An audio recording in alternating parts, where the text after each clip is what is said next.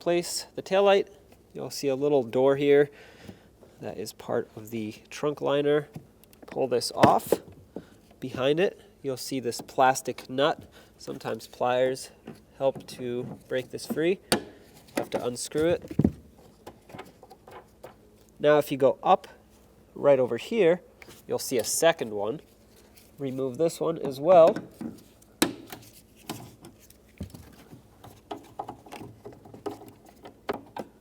There we go, take that off, set it aside. Now let's come on the outside.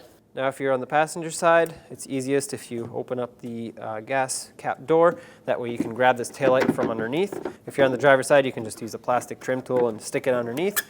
Take the taillight out of its mounting locations. Basically, there's a little clip here that snaps into the body, and that's how it comes loose. And the wiring is clipped in right over here.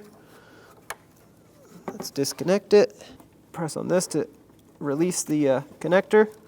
Pull it out. Let's plug in the taillight.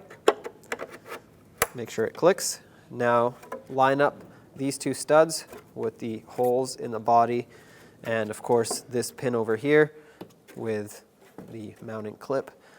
So you have to basically line everything up at once and then give it a little tap. That falls in. Close this if you opened it. Let's put the two plastic nuts on the back. Put on your two nuts.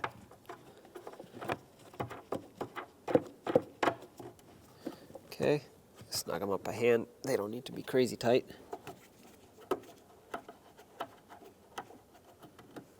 Okay, it's nice and tight, perfect. Let's put on this little cap here to cover it all up. There you go.